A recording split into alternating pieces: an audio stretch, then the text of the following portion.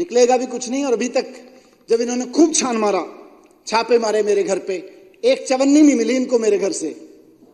CBI वाले भी दुखी होके गए, जी क्यों पूरा दिन लगा दिया आपके घर पे। फिर इनको लगा नहीं उसके लॉकर में कुछ होगा, लॉकर में पहुंच गए सीबीआई वाले। इन्होंने उसको कहा सीबीआई वालों को, लॉकर में छान के आओ, लॉकर में रखा होगा, 2 साल से लॉकर खुला नहीं है इसका, जरूर लॉकर में कुछ होगा। लॉकर में भी निकला झुंझुना, बच्चे का झुंझुना निकला, चांदी का एक। फिर जो है किसी, ये खूब पड़ताल की इन्होंने, अफसरों से की, इधर की उधर की, मेरे गांव में ढूंढा, रिश्तेदारों से पूछा, सबसे पूछा इन्होंने, व्यापारियों से पूछा, जितने लोगों को लाइसेंस दिए गए थे सबसे पूछा, भाई किसी ने पैसे दिए? सबने ऑन रिकॉर्ड कहा जी कोई नहीं दिए, ना किसी ने मांगे ना किसी ने दिए। सबने ऑन रिकॉर्ड के रखा है एजेंसीज के स्टेटमेंट में।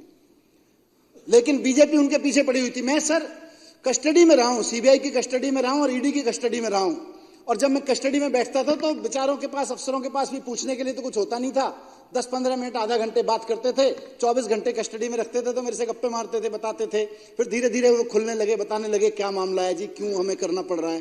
बेचारे इज्जत भी करते थे, बोले जी थोड़ी सी हमारी भी घर में प्रॉब्लम है, बच्चों को समझ नहीं आ रहा कैसे पढ़ाएं, थोड़े उनके बारे में भी गाइड कर दो। मैं तो बैठ के उनके बच्चों के बारे में शिक्षा गाइड कर रहा था वहां बैठ के। लेकिन थोड़ी बहुत जो बात हुई उनसे, थोड़ी बहुत पूछताछ के नाम पे उन्होंने कुछ स्टेटमेंट लिए और जो बताया उन्होंने, लेकिन जब कॉन्फिडेंस में, मैं भी चौंक गया। भारतीय जनता पार्टी, सीबीआई और ईडी दोनों के पीछे पड़ी हुई थी कि यह शराब घोटाले को 10,000 करोड़ का घोटाला बनाओ। अधिकारियों ने कहा साहब 10,000 करोड़ में से कोई चवन्नी तो मिले, तब तो 10,000 करोड़ की बात करें। इनको यहां तो किसी के यहां चवन्नी नहीं मिल रही, कहां से 10,000 करोड़ का बनाए। तो कई महीने तक ये लोग बीजेपी वाले सीबीआई और ईडी के अफसरों के पीछे पड़े रहे कि इसको 10,000 करोड़ का घोटाला बनाओ, 10,000 करोड़ का घोटाला बनाओ। सीबीआई और ईडी वालों ने हाथ खड़े कर दिए, साहब नहीं बन पाएगा, अफसरों ने। फिर उन्होंने कहा अच्छा चलो 10,000 करोड़ का नहीं तो 1,000 करोड़ का बना दो। फिर उन्होंने कहा साहब 1 रुपया तो मिला होता, कोई चवन्नी तो मिली होती किसी के यहां से, नहीं मिल रही। वो जो वित्त मंत्री था उसी के घर से कुछ नहीं मिल रहा, कहीं से कुछ नहीं मिल रहा, कैसे 1,000 करोड़ का बना दें। तो फिर उन्होंने कहा अच्छा चलो ऐसा करो 100 करोड़ का बना दो। 10,000 करोड़ का नहीं बना, 1,000 करोड़ का नहीं बना, 100 करोड़ का नहीं बना। उस पर भी उन्होंने कह दिया साहब कुछ चवन्नी तो मिले, 1 रुपए का भी नहीं बना पा रहे हम तो फिर इन्होंने उनको जो भी किया होगा, डराया धमकाया होगा, जो भी किया होगा। फिर किसी को पकड़ा, इसको पकड़ा, उसको पकड़ा, इधर से पकड़ा, जेल में डाला। उसके ऊपर वही आरोप लगाए आतंकवादियों वाले, ड्रग माफिया वाले। तो जो आदमी 10-10, 12-12 बार कह चुका था साहब मेरे से तो मांगा नहीं, मेरे से तो किसी ने पूछा नहीं, मैंने तो किसी को दिया नहीं, उसके स्टेटमेंट है उन लोगों के। अचानक उनमें से किसी आदमी को ये धमकाते हैं बेटा जेल है, सड़ जाएगा, तुझे बाहर निकालने का एक ही रास्ता है, तू मनीष सिसोदिया का नाम ले, अरविंद केजरीवाल का नाम ले। जो आदमी कह चुका था उसके स्टेटमेंट हैं और यही होगा ट्रायल में, देखिएगा। जिसके स्टेटमेंट हैं कि साहब मैं तो कभी मनीष जी से कभी कहीं मिला भी तो मेरी तो हिम्मत ही नहीं पड़ती थी उनसे बात करने की। जो आदमी रिटन में स्टेटमेंट दे रहा है इन्वेस्टिगेशन में कि मैं तो कभी मनीष जी से मिलता था, मेरी तो हिम्मत ही नहीं पड़ती थी बात करने की, उसको जेल में डाला। 6 महीने बाद उससे एक स्टेटमेंट लिया मेरे खिलाफ, कुछ उससे बुलवाया, मुझको उठा के अंदर जेल में डाल दिया। जब मेरी बेल का मैटर ऑनरेबल सुप्रीम कोर्ट में पहुंचा, ऑनरेबल सुप्रीम कोर्ट ने ऐसे ही इनकी हरकतों के कारण कहा था कि तुम जो ये कानून के सबूत लेके आए हो, जो सो कॉल्ड तुम्हारे सबूत हैं, 2 क्वेश्चन में फ्लैट हो जाएंगे तुम्हारे सबूत। ये बात सारे अखबारों में फ्रंट पेज पे छपी थी जब मैं जेल में था। 2 क्वेश्चन में फ्लैट हो जाएंगे तुम्हारे सारे सबूत, ये ऑनरेबल सुप्रीम कोर्ट ने कहा है। ये सबूत लाए हमारे खिलाफ, जिसको ऑनरेबल सुप्रीम कोर्ट ने कह दिया भाई 2 क्वेश्चन में फ्लैट हो जाएंगे जब ट्रायल में चलेगा। तो मुझे जेल में रखा। फिर उसके बाद में फिर हुआ भाई अब संजय भाई को कैसे डालें। मैं अंदर था जब इसकी कस्टडी में था, ईडी और सीबीआई की। वहां अंदर के अधिकारी मुझे बता देते थे देखो जी आपको लाए हैं। पहले 10,000 करोड़ की बात कर रहे थे बीजेपी वाले, फिर 1,000 करोड़ पे आ गए, फिर 100 करोड़ पे आ गए। बोले कुछ तो कर दो यार, कुछ तो लगा दो यार। तब भी नहीं लगाए तो बोले एक स्टेटमेंट के आधार पर लगाओ, इनको अंदर डालो। बजे हमें करना पड़ रहा है, क्या करें, नौकरी करनी है। फिर बोले, वो बता देते थे मेरे को, बोले अभी तो हमें आदेश है संजय सिंह को भी लाना है और बाद में थोड़े समय बाद केजरीवाल जी को भी लाना है चुनाव से पहले ही बता दिया था। बोले अच्छा जी। मैंने कहा चुनाव से पहले? हाँ। बोले चुनाव से पहले करेंगे कुछ ऐसा, ऊपर से जब आदेश आएगा करेंगे। खैर संजय भाई को ले गए, वहां भी सुप्रीम कोर्ट ने कह दिया कि देखो अगर हम केस की मेरिट पे चले गए तो तुम्हारा केस डिस्टर्ब हो जाएगा, इसलिए बेटर है इसको बेल देने दो। थोड़ी देर बाद में ईडी वाले बोले जाके बीजेपी वालों से पूछ के, सर दे दो, बीजेपी वाले कह रहे दे दिया। मतलब आका का मतलब बीजेपी होता है वहां। संजय भाई को भी जेल हो गई, अब बेल हो गई। अरविंद केजरीवाल जी के खिलाफ क्या लगाया? एक आदमी सीएम साहब से टाइम मांगता है मिलने का, एमपी है वो, उसने टाइम मांगा, बोला जी मैं मिलना चाहता हूं, मेल भेजा, एक बार भेजा, 2 बार भेजा, मेल भेजा, उसको टाइम दे दिया गया, मिल गया, मिल के चला गया। सर से पूछा कि भाई मेरी कोई जमीन है, कुछ ट्रस्ट है हमारी, उसके लिए कुछ जमीन वमीन चाहिए कहीं, इतनी बात कह के चला गया। लोग एमपी हैं, आ सकते हैं, सर भी मिल लिए। उसको सीबीआई, अब जब सर के खिलाफ कुछ नहीं मिला, उन लोगों से भी कुछ नहीं मिला जिन लोगों के खिलाफ मेरे से बुलवा लिया था, जिन लोगों से मेरे खिलाफ बुलवा लिया था, तो फिर उस एमपी को पकड़ा, क्योंकि वो इनका पुराना फंडर भी था, उसको पकड़ा। बोले जी अब केजरीवाल जी के खिलाफ बोलो। उसको पकड़ के ले गए। उसने बोला जी मैं गया तो था मिलने। लिखित में 6 मिनट बातचीत हुई थी, 10-12 अफसर मौजूद थे बातचीत में।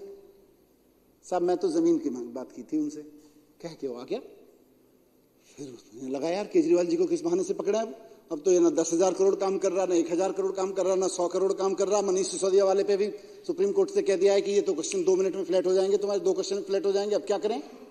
तो इन्होंने उस आदमी के बेटे को गिरफ्तार किया, एमपी साहब के, और उसको 6 महीने जेल में रखा।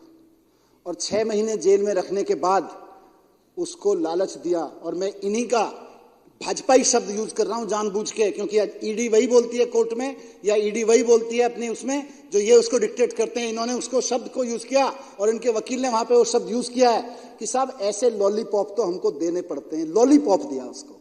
6 महीने एक भाजपाई फंडर एमपी के बेटे को 6 महीने जेल में रखा, और फिर उसको, जैसा ईडी खुद मानती है, लॉलीपॉप दिया, तेरे को बचा लेंगे, तेरे को जमानत करवा देंगे, केजरीवाल जी का नाम ले दे।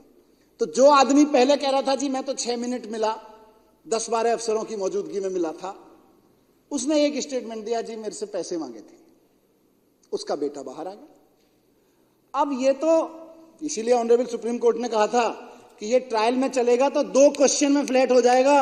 अरे एक आदमी जो पहले कह रहा है जी 6 मिनट मिला था, मांग के अपॉइंटमेंट मांगा था, रिकॉर्ड पे अपॉइंटमेंट मांगा हुआ है, और 12 अफसरों की 10-12 अफसरों की मौजूदगी में मिला था। 10-12 अफसरों की मौजूदगी में 6 मिनट की मीटिंग में केजरीवाल जी ने तेरे से 100 करोड़ भी मांग लिए, और तू पहले मना भी कर रहा था जी मैं तो जमीन मांगने गया था। ये कोई केस है क्या? ये मजाक है।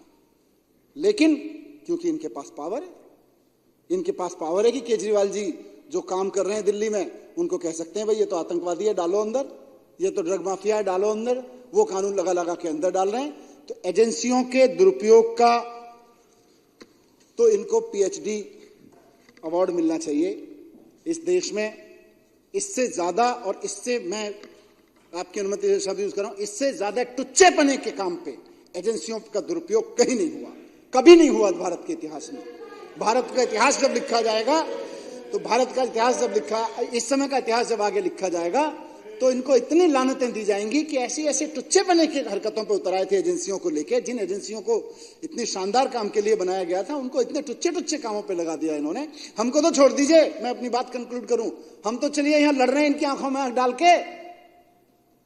तमिलनाडु में एक किसान, उसका बीजेपी के किसी छुटभैया नेता से झगड़ा हो गया, बीजेपी के नेता ने उसको ईडी का नोटिस दिलवा दिया जो आतंकवादियों को दिलवाया जाता है। ऐसी ऐसी टुच्ची हरकतों पर उतर आए एजेंसियों के दुरुपयोग पे। और देश के व्याप, यहां से मैं बात शुरू की वहीं खत्म करूंगा कि हमारी तो बात फिर भी नेताओं की लड़ाई है, राजनीतिक लड़ाई है। सर कटाने के लिए निकल के आए हैं, जेल जाने से डरते नहीं है, सर भी काट देंगे तो डरेंगे नहीं। लेकिन इस देश का व्यापारी हजारों लोगों को, लाखों लोगों को नौकरियां दे रहा है, इस देश की इकोनॉमी में योगदान दे रहा है, और लाखों लड़के लड़कियों को नौकरियां दे रहा है। आज तुम अपने चंदे और धंधे के लिए कितने नोटिस, कितने ईडी के व्यापारियों, ईडी के कितने नोटिस व्यापारियों को दिलवा रहे हो? जरा गृहबान में झांक के देखो, शर्म आएगी अपने ऊपर, शर्म आएगी अपने ऊपर कि हम कर क्या रहे हैं ये देश के व्यापारियों के साथ।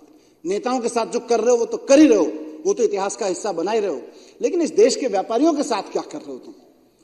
नौकरी देने वाले आदमी के घर पे ईडी का नोटिस भेज देते हो, और फिर उसको समझाते हैं लोग जाके, देख भाई फलाना बड़ा व्यापारी 1.5 साल से जेल में, फलाना बड़ा नेता 1.5 साल से जेल में, चंदा दे दे नहीं तो तेरा धंधा खत्म।